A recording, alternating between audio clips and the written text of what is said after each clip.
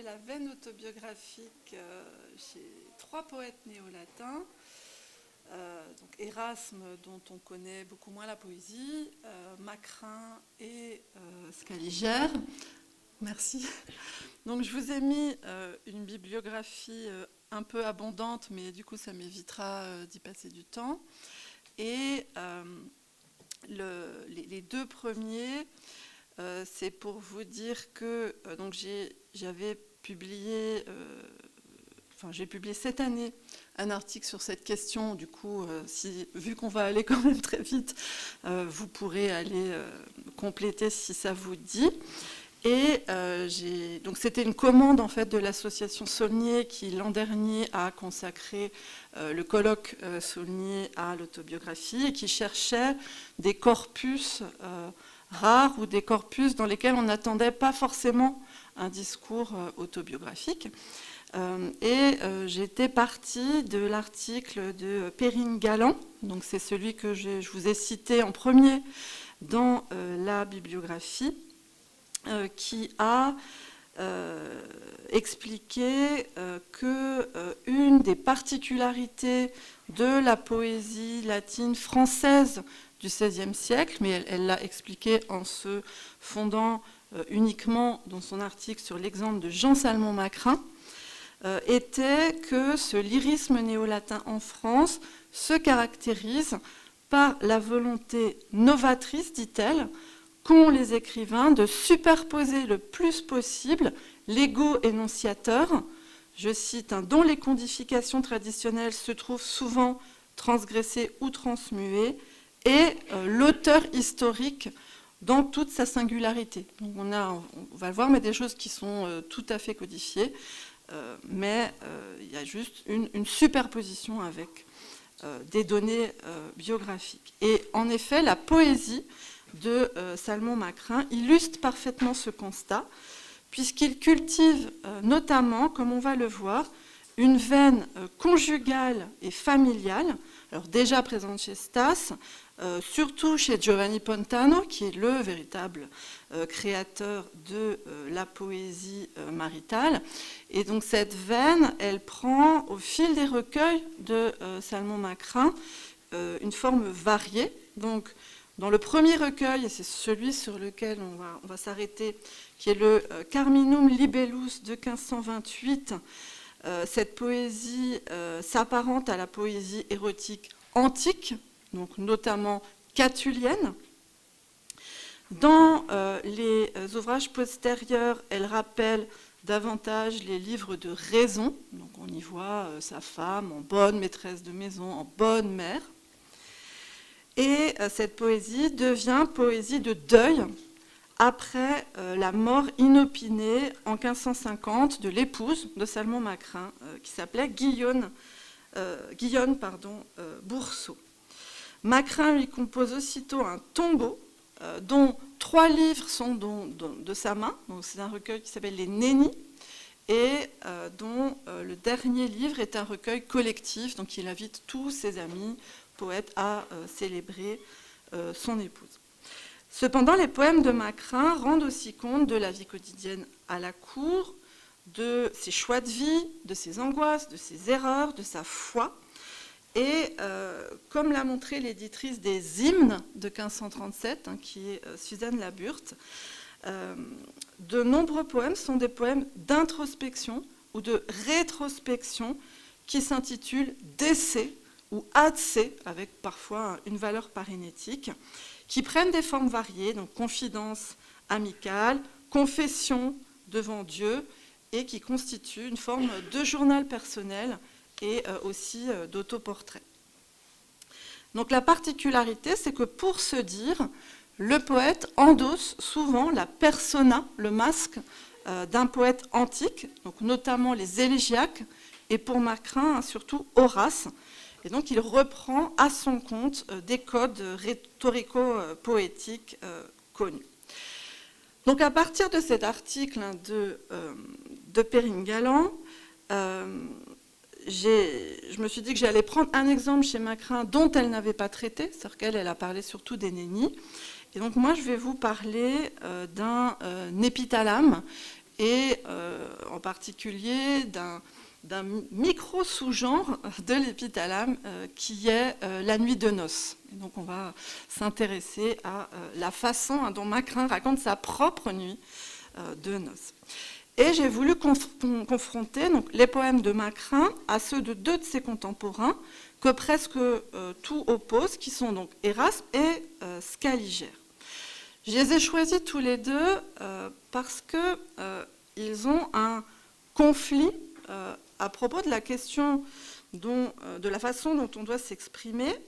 Et donc je vais repartir donc c'est page 2 de l'exemplier, du fait que la première occurrence de l'expression « s'exprimer », entendue au sens moderne de « s'exprimer », elle figure dans le contexte de la querelle du cicéronianisme. Donc, comment le faire? Est-ce qu'on doit utiliser uniquement des expressions empruntées à Cicéron? Est-ce qu'on a le droit d'utiliser d'autres auteurs? Est-ce qu'on a le droit au néologisme? Donc, c'est dans ce cadre-là.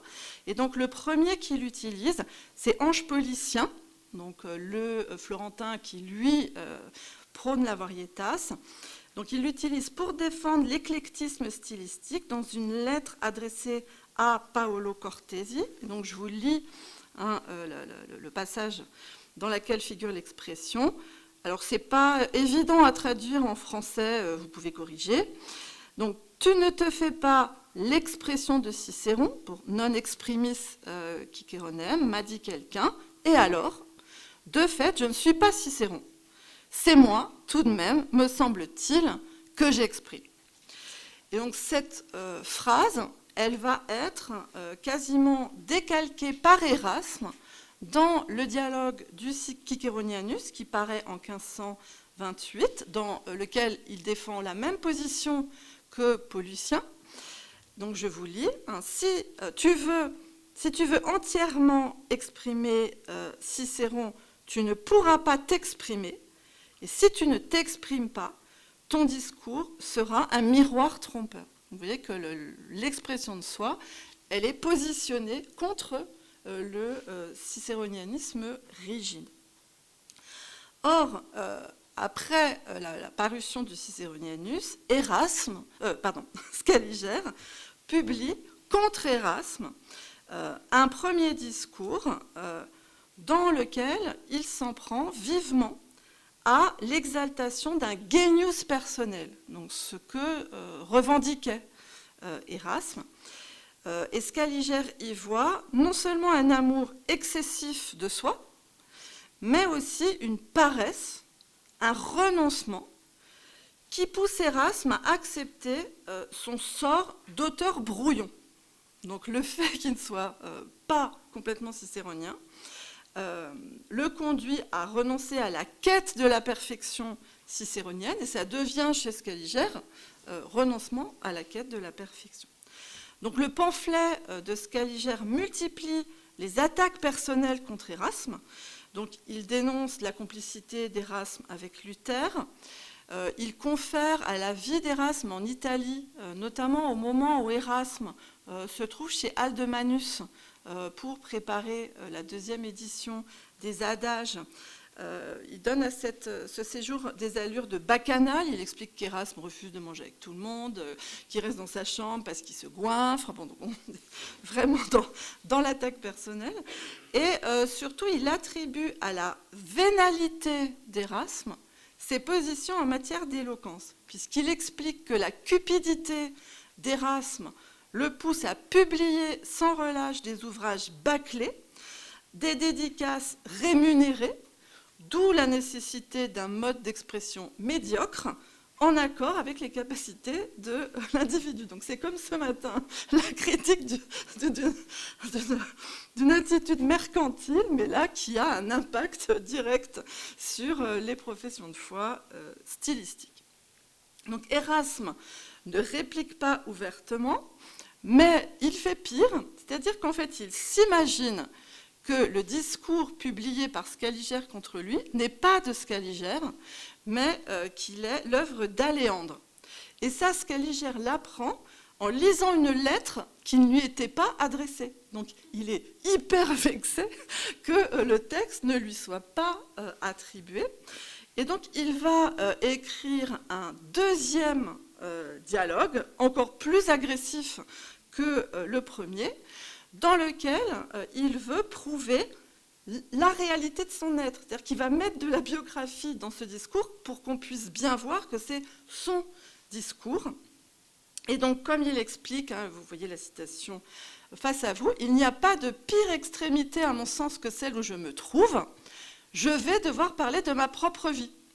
Or, ces révélations devraient en un instant totalement effacer ma réputation d'érudition et d'éloquence, si jamais quelqu'un jusqu'à aujourd'hui a pu rencontrer ces qualités dans l'une de mes œuvres. C'est bizarre comme formule. On pourrait y voir, mais quand on connaît Scaliger, la modestie même affectée n'est pas vraiment son ethos, donc ça doit pas être ça. Et ce qu'a montré Michel Magnin, qui a édité les deux discours de Scaliger contre Erasme, c'est que Scaliger cherche avant tout à être l'absolu opposé d'Erasme. Et donc, puisqu'Erasme, c'est l'homme de paix, c'est le pédagogue, c'est l'humaniste, lui, il va façonner l'éthos d'un humaniste soldat qui ne s'est jamais endormi sur ses lauriers, mais qui a toujours cherché la perfection. Donc quelqu'un qui est en tension, qui est en guerre permanente, et ça, pour le coup, ça correspond très très bien à son ethos éristique. Et cette idée-là, on la retrouve dans le livre 6 donc du traité de poétique de Scaliger, hein, qui est paru de façon posthume en 1561, où il explique que son destin personnel l'apparente davantage à la figure du poète grec Michel Marulle. Et Michel Marulle, il est né à Constantinople, en 1453, il a dû s'enfuir, il est parti en Italie, et il est devenu un mercenaire, donc vraiment un soldat. Et Scaliger aussi a été, on va le voir dans son œuvre, un soldat. Donc le modèle, c'est la figure du soldat exilé contre Erasme, l'homme de paix. Donc une autre question qui est très sensible chez Scaliger, alors elle pourrait l'être chez Erasme aussi, mais il en parle beaucoup moins, c'est la question des ancêtres. Les biographes contemporains de Scaliger s'accordent à en faire le fils du miniaturiste Joseph Bordon. Lui a toujours prétendu descendre de la prestigieuse famille della Scala de Vérone. Si vous avez été à Vérone, vous avez dû voir le château. C'est une famille extrêmement prestigieuse.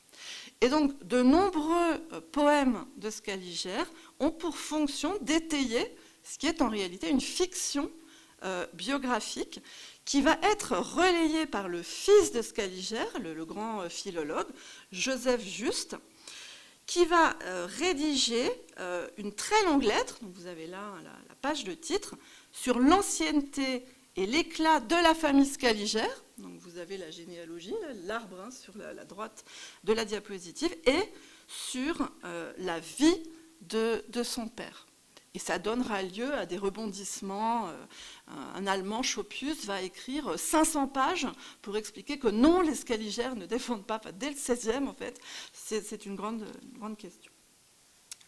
Bon, rien de tel chez le bâtard Erasme, que Scaliger accuse dans ses discours d'avoir, je cite, loué la bassesse d'une condition obscure, et dont il dénonce la naissance sacrilège dans une lettre plus tardive, donc en expliquant qu'il est né d'un prêtre et d'une prostituée. Bon, sa mère n'était pas du tout une prostituée. Bon. Donc, comme l'a montré Jacques Chaumara, Erasme s'intéresse moins au moi constitué par la somme des multiples événements d'une vie qu'au moi plus intime qui se dégage des propos de Socrate ou des écrits de Jérôme. Alors on peut, si on cherche vraiment très attentivement, identifier dans les poèmes des événements de sa biographie, donc les lieux où il séjourne, les destinataires auxquels il s'adresse, mais il est très rare qu'il se mette en scène lui-même, et il ne le fait que 2 fois, donc dans les poèmes que j'ai sélectionnés. Donc d'abord, c'est le long poème sur la vieillesse, et encore, on verra que la part autobiographique n'est peut-être pas si importante que ça, et un long poème votif adressé à Sainte Geneviève, après une guérison miraculeuse. Donc la guérison, elle est plusieurs fois évoquée dans la correspondance. Alors ça peut paraître bizarre, je vais passer parce qu'on n'a pas beaucoup de temps, hein, qui s'adresse à une sainte pour la remercier, étant donné ses prises de position religieuses, mais il s'attachera toujours à dire qu'elle est l'épouse du Christ. Enfin, il arrive à remettre le Christ dans la boucle, et du coup on reste pour ce qui est de la doctrine religieuse dans le droit fil de la philosophie du Christ, donc ça, pas de problème. Donc ma perspective, elle est double. Donc la première, parce que bon, ça correspondait à ce qu'on m'avait demandé, elle est rhétorico-poétique, c'est-à-dire que je vais m'intéresser aux formes poétiques de l'écriture de soi. Et la seconde, elle vise à évaluer dans quelle mesure la poésie personnelle prétend à l'universalité, on verra que c'est le cas pour Erasme, ou au contraire cherche à mettre en scène la singularité d'un individu, et ça c'est plutôt le cas chez Scaliger, avec un Macrin qui se trouve au milieu. Donc je vais commencer, finalement je vais prendre les 3 successivement parce que ça sera plus facile pour des questions d'exposition.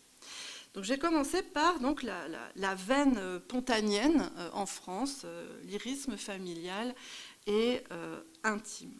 Donc la poésie familiale néo-latine, elle s'exprime en Italie notamment en des genres canoniques. C'est-à-dire que Giovanni Pontano, il choisit pour célébrer sa femme le genre de l'élégie, et donc il compose le recueil du De Amore Coniugali en distique élégiaque, et le rattachement du recueil à l'élégie, on le trouve dès le premier poème qui décrit élégie personnifiée, adaptée à de la poésie conjugale.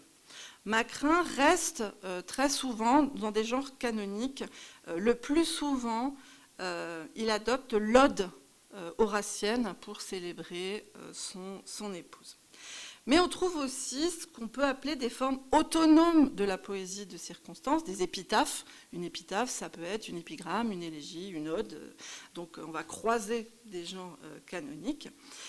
Et donc l'exemple que j'ai pris, c'est le genre de l'épithalame. Et au sein du genre de l'épithalame, un micro-genre étudié par Ménandre le rhéteur, qui est la poésie consacrée au lit nuptial. Donc je vais commencer par vous présenter rapidement les modèles antiques pour que vous puissiez constater à quel point, pour parler de sa propre nuit de noces, Macrin se coule dans un moule extrêmement topique. Donc cette question de la nuit de noces, on la trouve exprimée dans la poésie antique à plusieurs reprises. Donc là, je vous ai fait un point à la page 3 de l'exemplier. Donc elle est évoquée à la fin du Carmen 61 de Catulle. Donc je vous ai mis plusieurs petits extraits. D'abord, donc la première strophe, c'était pour qu'on ait la métaphore du rapt, puisque comme vous le savez, hein, le rapt est une des formes du mariage, enfin une forme symbolique du mariage dans l'Antiquité.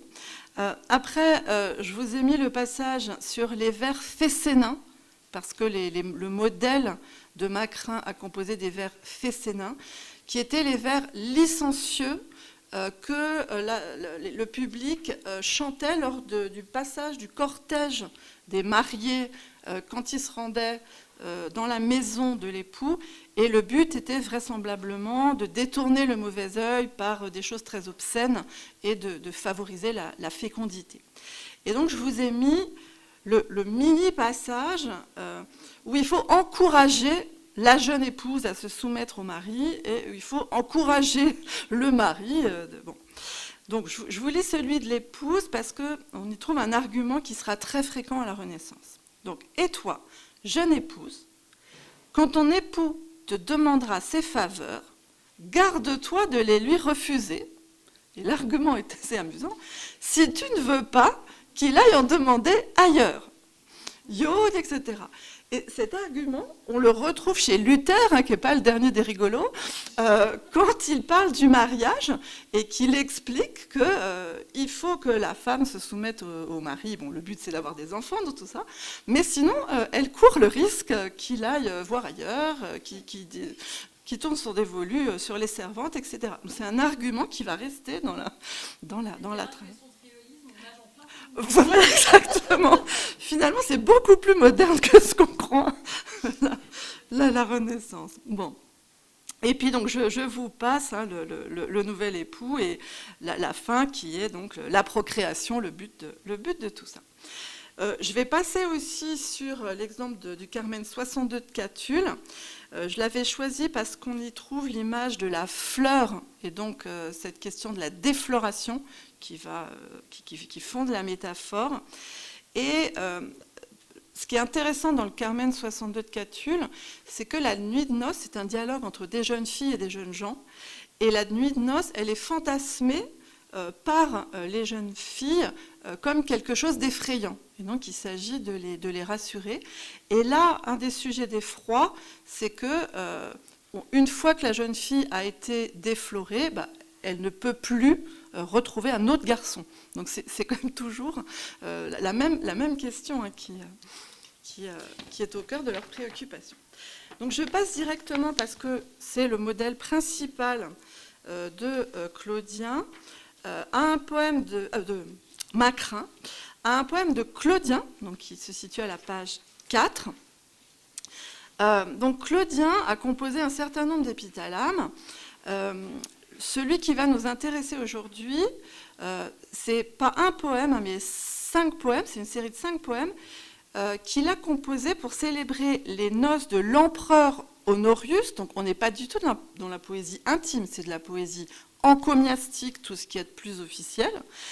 Donc les noces d'Honorius et de la jeune Marie, hein, âgée de 12 ans. Donc il compose à la fois un épithalame tout à fait encomiastique où il célèbre l'empereur et le père de l'épouse qui est le général Stylicon. Et il ajoute à cet épithalame 4 poèmes lyriques fessénins qui sont destinés à être récités avant la nuit de noces. Donc il y a une progression thématique et chronologique. D'abord l'éloge de la beauté du jeune époux, ça c'est le 1. Le 2, il faut que toute la nature chante le couple. Le 3 engage le père à unir les époux. Et c'est le 4, celui qui nous intéresse, qui a pour vocation à encourager les époux à consommer le mariage. Donc c'est celui-là que je vais vous lire. Donc vous avez le latin, la traduction, vous choisissez ce sur quoi vous suivez. Donc, élevant sur la couche un éclat d'Idalie, préféré de Vénus, Hespérus prend naissance. Déjà l'épouse tremble et sa pudeur s'inquiète. Déjà son voile igné trahit des pleurs naïfs. Ne tarde pas, jeune homme, à l'attaquer de près. Bien que, sans s'apaiser, ses ongles se déchaînent, elle a 12 ans, hein, personne ne jouit des senteurs du printemps, ni ne vole en leur cache les rayons de l'Ibla. S'il a peur pour son front ou s'il craint les ronciers. L'épine arme la rose, l'essaim garde le miel. L'âpreté de la lutte augmente le plaisir. Et la Vénus qui fuit embrase davantage. Le baiser ravit dans les pleurs, à meilleur goût. Que de fois tu diras, voilà qui m'est plus doux que de vaincre 10 fois les blonds guerriers sarmates. Exhalez de vos cœurs une nouvelle fois. Appliquez à vos mains unies, appliquez des liens. Comme un rouvre feuillu par le lierre est étreint, comme un souple sarment serre le peuplier, que sans cesse vos langues échangent des soupirs plus caressants que la plaintive tourterelle, et que dans l'union des âmes par les lèvres, le sommeil vous saisisse haletant tour à tour. De l'étreinte royale que la pourpre s'échauffe, que les tissus illuminés du sang de Tyr soient ennoblis par un autre sang virginal. Alors, saute victorieux du lit humide, en ramenant les plaies du nocturne combat. Que la flûte éveillée conduise notre chant, puisqu'on peut plaisanter. Bon, là je passe parce qu'on arrive au vers Fessénin et fin, le bel Honorius prend femme Marie. Il n'y a rien là d'ultra original non plus. On y retrouve des choses que vous connaissez bien par les corpus des élégiaques, la militia amoris, c'est topique. On a chez Ovide en permanence l'idée que quand c'est contrarié, c'est bien meilleur, que quand la femme s'enfuit, il y a plus de plaisir. C'est juste que là, appliqué à un mariage réel, ça devient un peu plus troublant. Donc c'est ce poème qui va être repris par Salmon-Macrin dans un recueil qui est composé en 1528, donc l'année de son mariage. Et je voudrais, avant qu'on traduise le poème qui célèbre la nuit de noces, qu'on lise ensemble, parce que sur la façon dont il se positionne vis-à-vis de la question biographique, ce n'est pas inintéressant. Et donc, c'est le poème qui se trouve à la page 2, c'est le numéro 2. Donc, je vous traduis directement à la traduction. C'est un poème nuptial honorat, illustre descendant des rois, sang des Césars, que je te dédie, et de frivoles bagatelles qu'avec trop d'impudence je te donne à lire. Déride gentiment ton front, et consacre un instant aux folâtres délices du guet-allation. N'accuse pas l'auteur d'effronterie si tu trouves ici quelque impertinence. Catulle, jadis, en effet, Catulle, le maître des endécasyllabes, édicta cette loi que vertueux et pur soit le poète, mais non les œuvres du poète, dont la grâce particulière est surtout plaisante si elles sont licencieuses et peu sévères. Nous suivons la loi de Catulle et par jeu, composons des vers fessénins en demandant pardon d'avance pour notre muse libertine. Donc, c'est de la poésie personnelle qui met en scène son épouse en permanence, mais il choisit, je vous ai mis ensuite l'extrait de Catulle, Carmen 16, et je vous ai mis Martial, si notre page est lascive, notre vie est propre, de dissocier poésie et vie personnelle comme excusatio pour une poésie qui pourrait avoir un caractère licencieux. Donc j'en viens à notre épithalame, et peut-être que si c'est plus simple pour vous, parce que j'avais pas mis... Voilà. Comme là, à un moment, je m'étais dit qu'on allait traduire ensemble, mais on va oublier cette idée, parce qu'on n'a pas trop le temps. Si vous préférez suivre sur la traduction, vous l'avez face à vous. Et donc, c'est le texte qui se trouve en bas de la page 4. Donc, ma nymphe, page, nympha, c'est le 10 ad addendum. En fait, il commence au bas de la page 4 et il continue à la page 5. La numérotation, elle est là, pardon. Ah, pardon, j'ai confondu les vers et les pages. Ah oui, non, alors, c'est là. Donc c'est la page. Oui, c'est ça, on commence à être fatigué. Donc c'est la page. Je vous en prie. Je vous en prie. Donc je traduis. Ma nymphe, je viens, ravisseur audacieux, de cueillir dans ton sein brûlant la fleur printanière, la fleur d'or tout imprégnée du divin nectar de Vénus. Chaque fois que sa suavité pénètre de ses vifs aiguillons mes sens pleins de désir, un tremblement, donc on avait déjà le tremblement chez Claudien, agite mes membres et de mes yeux coulent des larmes furtives. Loin de rester calme et en repos, mon esprit délire, harcelé par d'invisibles flammes. Il est pareil à la mimalonienne, donc nom savant de la bacchante, donc il compare le furor érotique au furor bachique. lorsqu'elle entend les reins de Bromius qui l'appellent. Et Bromius est une épiclèse de Bacchus. Pour un don si précieux, pourrais-je te récompenser un jour? Je me souviens et crois, en ce moment, voir tes yeux baignés de pleurs encore virginaux. D'une voix plaintive, tu appelais tristement ta mère absente. Et par 1000 prières, tu me demandais de te laisser goûter un paisible sommeil. Moi, je me sentais émue par tes prières si câlines, et tu me semblais digne de compassion. Mais, de ses flèches et de son feu vorace, le cruel Cupidon me pressait. Tu dois, lumière de ma vie, t'en prendre à lui. Si, trop dur, j'ai dédaigné tes plaintes pour remporter les tendres dépouilles de ta pudeur. Maintenant, yo, victoire, possesseur de ma souveraine tant désirée, j'acquitte mes vœux avec gratitude, et pour honorer la puissante Vénus, je grave en vers pieux l'événement.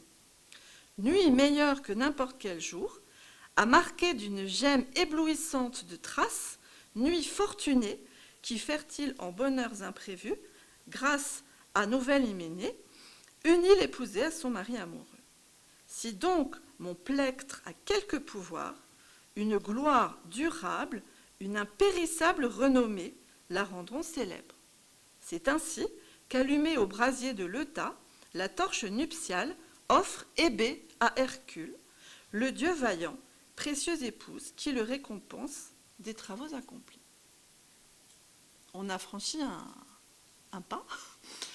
Alors, il n'est pas le premier, Macrin, à consacrer un poème à ses propres noces. C'est Pontano qui l'a fait le premier. C'est le 4e poème du premier livre du De Amore Coniugali. Et je trouve, mais bon, c'est un peu subjectif peut-être, que le poème de Pontano est un peu moins violent parce que plus mythologique. Mais enfin, c'est parce que mon cerveau doit se mettre à dissocier quand c'est mythologique. La réalité est la même.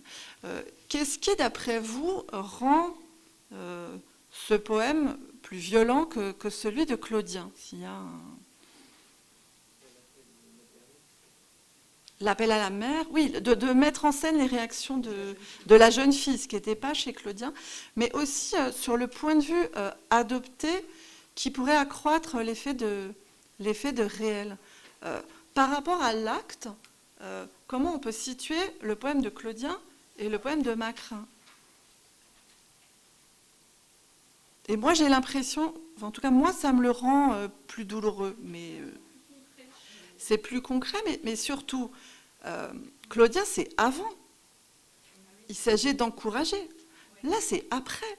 Donc, ça a bien eu lieu comme ça. C'est-à-dire qu'on n'est pas dans la métaphore de la militia amoris. Enfin, la métaphore est là, mais il est en train de raconter a posteriori une expérience vécue.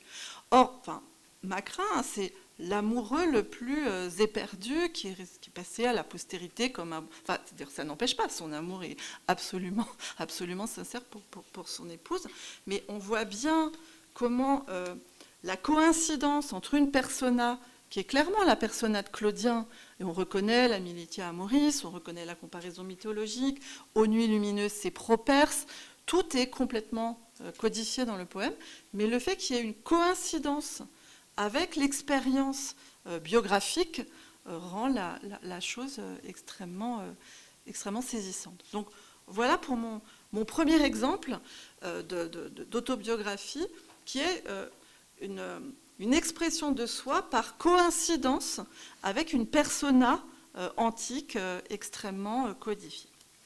Alors j'en viens maintenant à Scaliger. Donc, je vous passe l'épithalame de Scaliger, qui pour le coup est très soft. Il ne racontera pas. Bon, elle est très jeune aussi, l'épouse de Scaliger, et bon, lui n'en parle pas, donc j'en viens directement aux autres aspects de sa poésie personnelle. Je vous ai mis pour commencer un tableau qui vous indique ou vous rappelle, si vous le savez déjà, que Scaliger est un des rares poéticiens de la Renaissance à avoir théorisé les genres de la poésie de circonstance. C'est-à-dire que les autres traités de poétique ne prennent en compte que les genres canoniques, donc épopée, élégie, épigramme.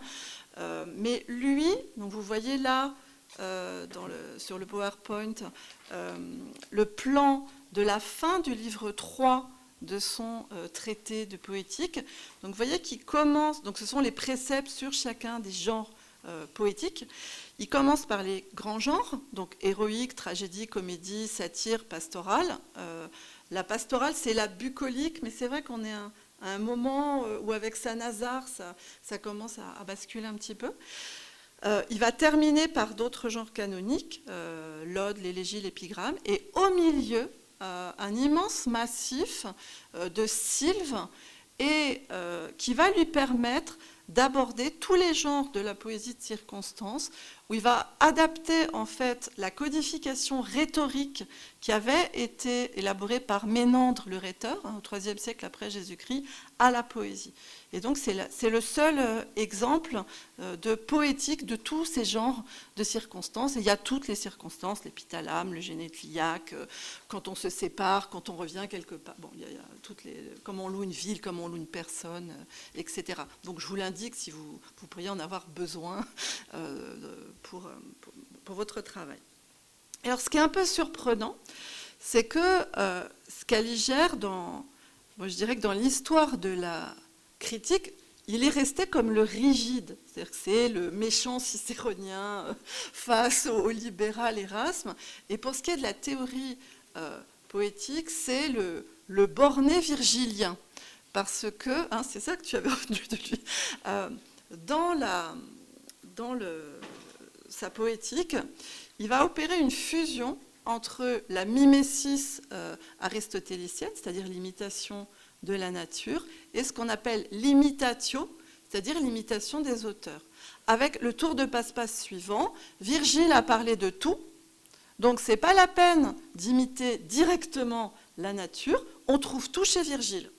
Et donc, dans toute la première partie du livre 3 de la poétique, il vous donne c'est un exposé de Loki virgilien. Donc, si vous voulez parler de la nature, si vous voulez parler d'un héros, de telle circonstance, c'est chez Virgile. Donc, on a de lui l'image de quelqu'un qui veut du code et qui se concentre sur les modèles antiques. Et en fait, il n'y a pas grand monde qui a été regarder ces poèmes.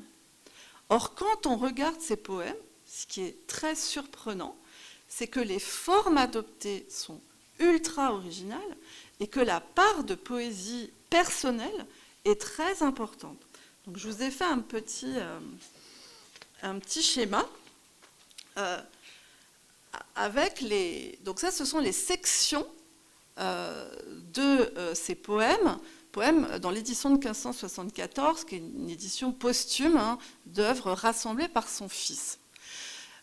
Si on compare à Macrin, on a des recueils qui suivent la chronologie de sa vie. Là, on a une organisation dont il faudrait rendre compte, avec des genres ultra bizarres. Apiculae, Némésis, Teretismata, Nymphae, Tomantia.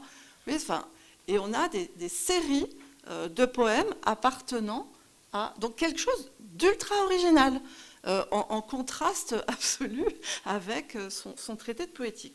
Donc si on cherche un peu à opérer des critères pour ce classement générique, donc certains genres sont définis par leur matière ou leur thématique.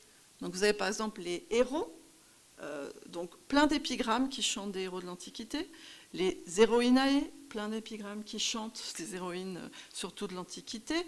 Vous avez des villes, donc des séries d'éloges de villes, des énigmes, donc ça c'est un premier critère. Après, on a un critère qui est fondé sur un modèle antique.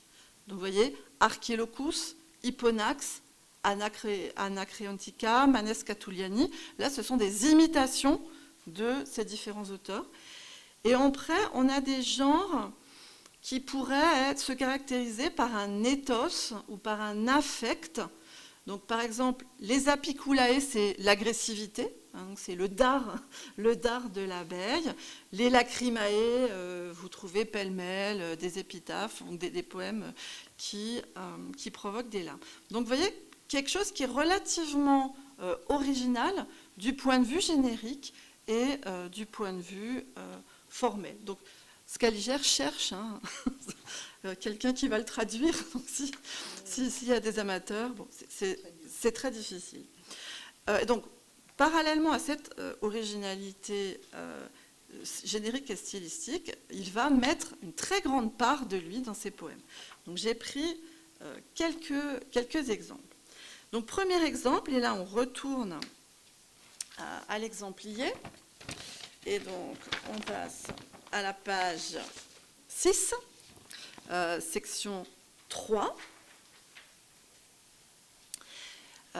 Il a composé son épitaphe. Et il a placé son épitaphe à la fois à la fin, alors ça c'est pas lui, c'est son fils, mais à la fin du recueil que vous avez là, et aussi à la fin du recueil des Héroès dans la deuxième édition. Donc je vous lis l'épitaphe, parce qu'on va retrouver le portrait dont je vous parlais. Donc, c'est Eiusdem Scaligere, etc. Épitaphe du même Scaliger, composé par lui-même. L'Italie l'a fait naître. L'Autriche l'a éduqué. Effectivement, il a fait ses études à Vienne. Le français possède sa sépulture, puisqu'à partir de 1525, il a émigré en France. Il est devenu médecin en France et il n'a plus jamais quitté la France.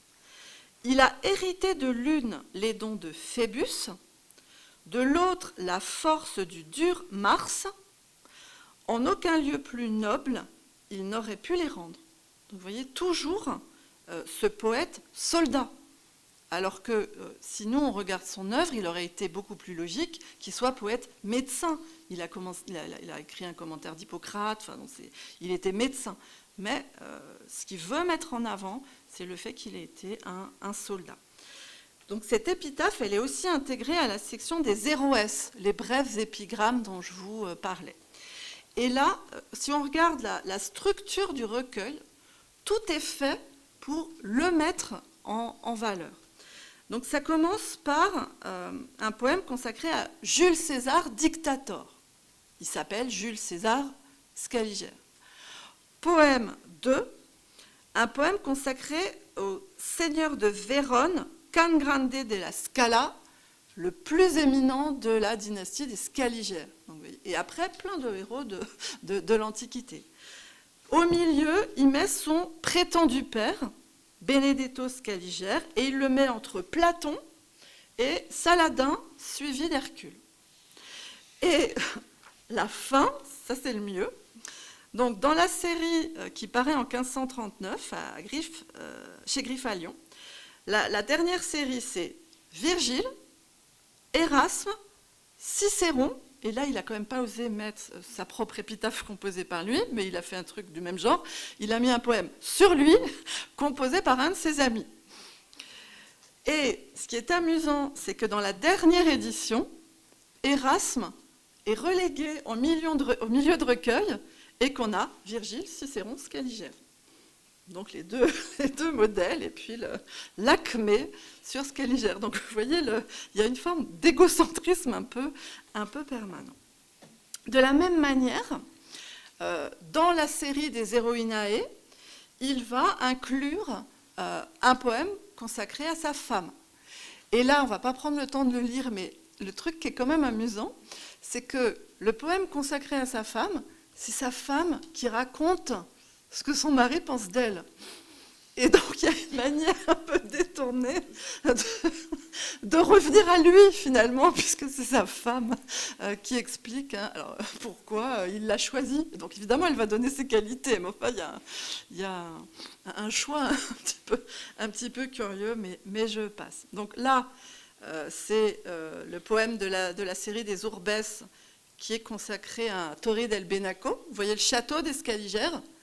Et on retrouve un Dii patri indigetes, enfin il faut qu'il continue d'affirmer qu'il fait partie des... oui, on comprend qu'il ait eu envie de faire partie de cette famille, qu'il fait partie des Scaligères. Même chose, et donc là on arrive à des choses peut-être... Parce que le problème c'est qu'on ne sait plus, il affabule tellement qu'on finit par ne plus trop savoir ce qui est vrai et pas vrai dans tout ce qu'il dit de lui. Donc là, c'est le poème sur Ferrare. Et donc, c'est une occasion pour lui, le poème sur Ferrare, de rappeler sa participation à la bataille de Ravenne en 1512. Donc, il aurait été aux côtés des impériaux contre les Français.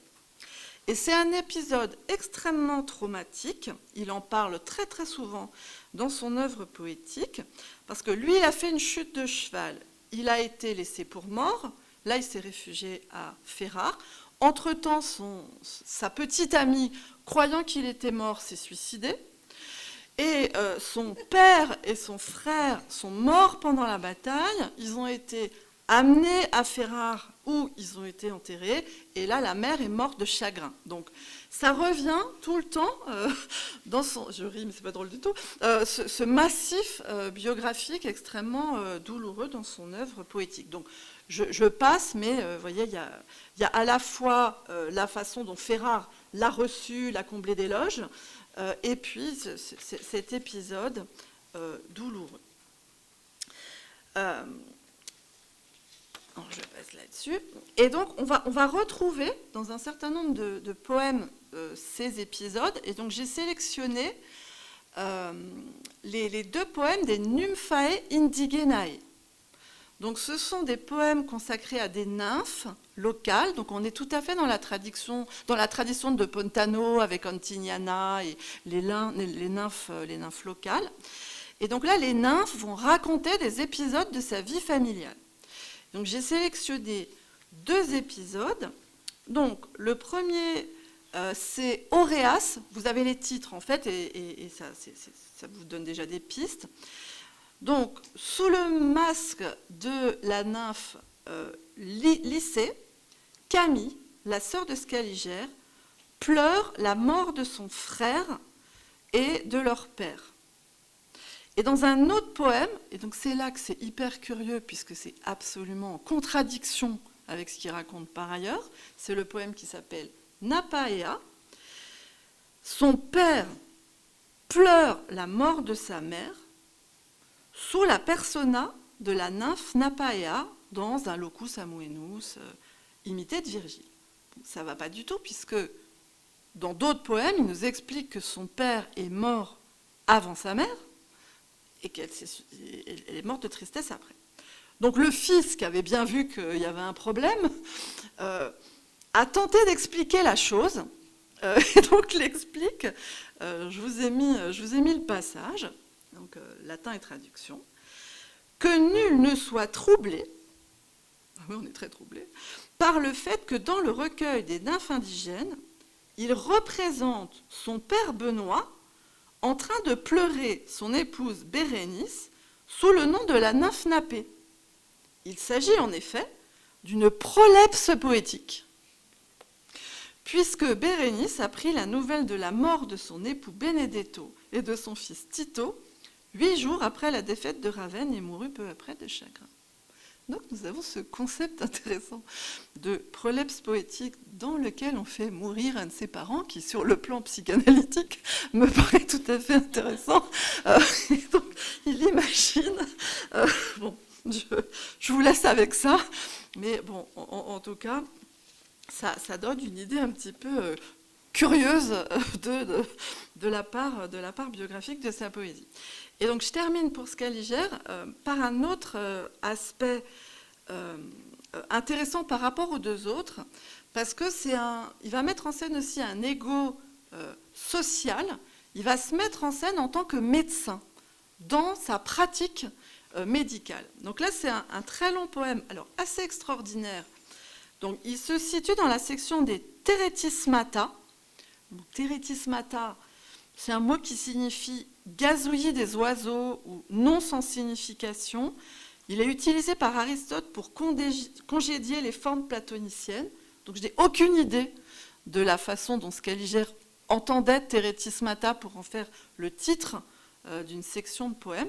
Mais là, c'est très clair, le poème s'appelle Ego. Donc là, pour ce qui est de la poésie autobiographique, on est bien.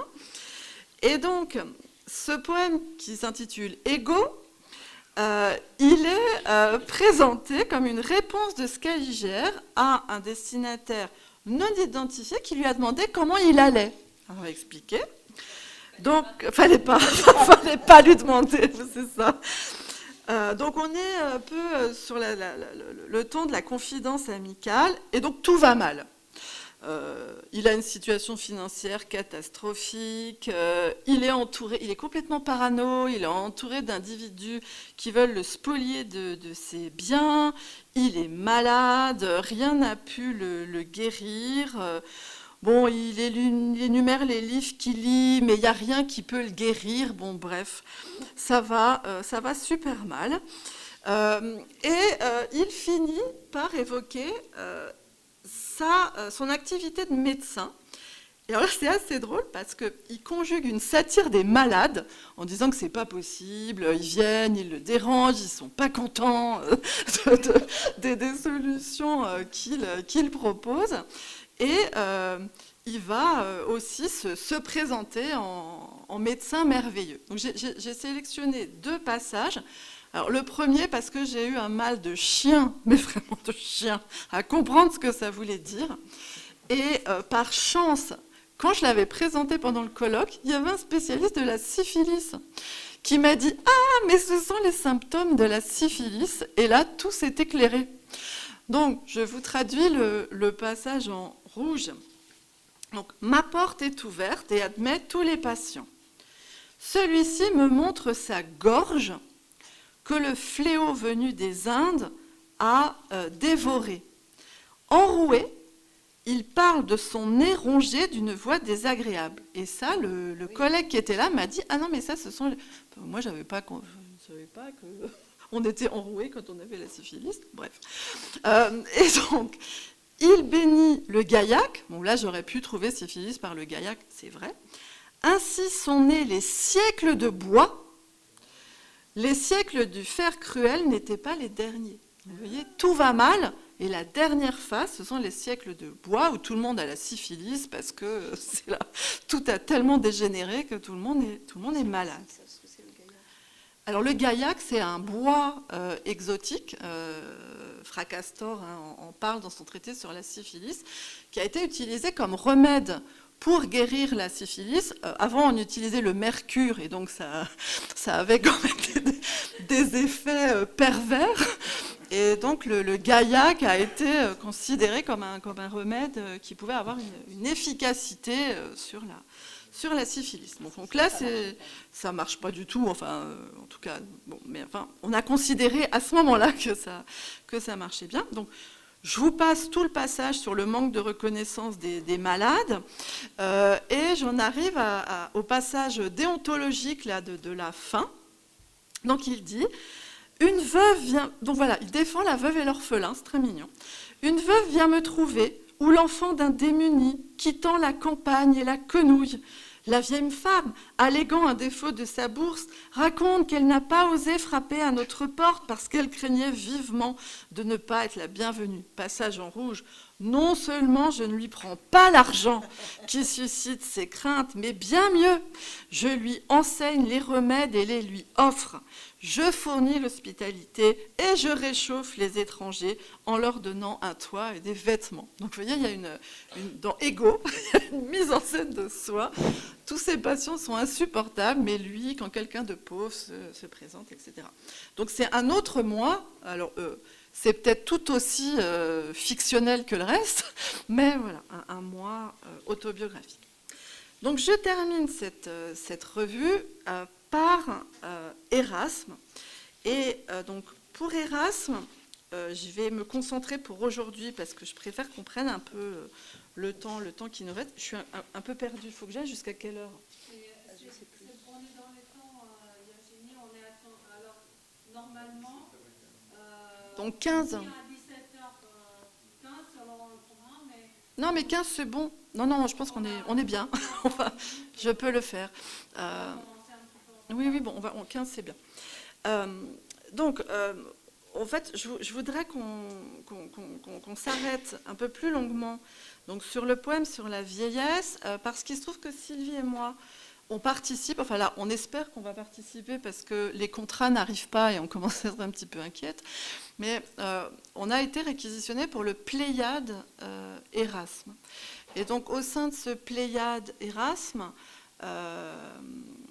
tu vas traduire Jules, voilà, Jules Chassé du Paradis.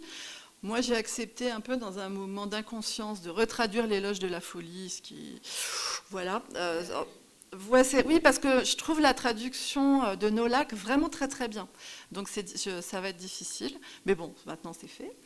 Et puis, on a aussi accepté de retraduire un certain nombre d'adages, et on s'est partagé les poèmes. Et donc pour les poèmes, moi j'ai choisi donc le poème sur la vieillesse. On avait prévu de ne pas le traduire, mais le directeur de la Pléiade veut absolument qu'il soit dans le volume. Donc là, pareil, il faut refaire alors que les traductions existantes sont bien, ce qui n'est pas facile. Et je vais traduire le poème sur Sainte-Geneviève parce que je le trouve très, très rigolo. Mais là, je voudrais vous présenter du coup une partie pour avoir votre avis et savoir comment je vais faire. Le début de ma traduction du poème sur la vieillesse. Donc peut-être quelques mots de circonstance. Donc Claire, c'est spécial dédicace, puisque bon, Claire travaille sur la montagne. Et donc c'est un travail qui a été, un poème pardon, qui a été écrit en 1516. Je refais. C'est un poème qui a été écrit en 1506. Erasme se rend de l'Angleterre en Italie. Donc c'est le moment où il va aller chez Manus. Au moment de la traversée des Alpes, il fait ce que certains ont appelé une crise de la quarantaine. Donc cette crise de la quarantaine, il se rend compte qu'il est vieux. Et donc ce poème sur la vieillesse. Et je vous signale, on y reviendra après, il y a un grand débat, c'est un poème qui a suscité de très très nombreux commentaires, et il y a un grand débat pour savoir si le sujet c'est la crise de la quarantaine et un poème extrêmement autobiographique, ou si ça ne serait pas autre chose. Moi, j'ai quand même l'impression que c'est plutôt l'autre chose, mais je vais vous laisser lire la partie autobiographique avant, et puis après, on lira le plan du poème pour essayer d'interpréter différemment. Alors, je vous explique ce que j'ai voulu faire, sachant que ça peut évoluer. Le problème que j'ai, c'est que la Pléiade, bon, ça s'adresse à un public d'honnêtes gens, on va dire. Il n'y a pas le latin, et donc il faut que la traduction soit, on va dire, autosuffisante. J'ai été très impressionnée par la traduction de Jacques Chaumarat, qui en... C'est le livre de poche, où il a tenté de marquer le maître utilisé par Erasme, puisqu'on a une succession d'hexamètres héroïques et de dimètres iambiques catalectiques. Je vous ai mis le schéma. Et le dimètre iambique catalectique, il est utilisé généralement dans des strophes, notamment par Prudence. Donc on s'est demandé s'il n'y avait pas un truc.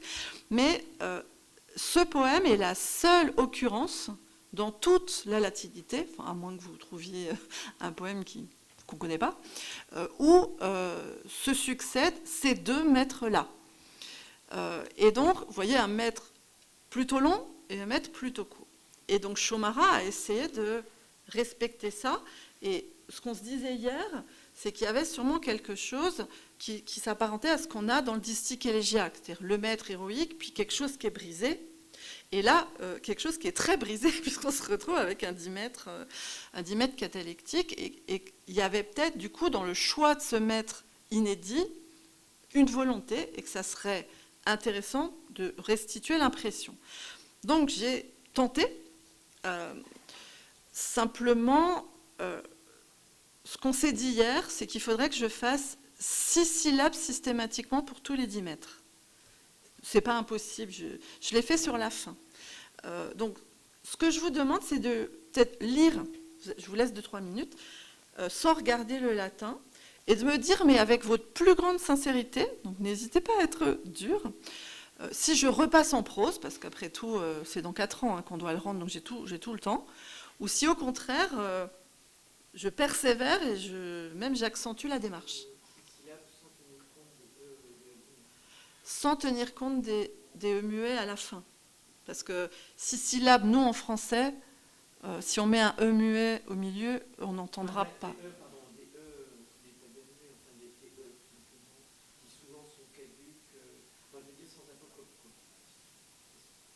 Ben, je pense qu'il faudrait que le lecteur retrouve 6 quand il lit. D'accord, mais donc sans tenir compte des règles classiques qui veulent qu'un E se prononce toujours si le nom suivant.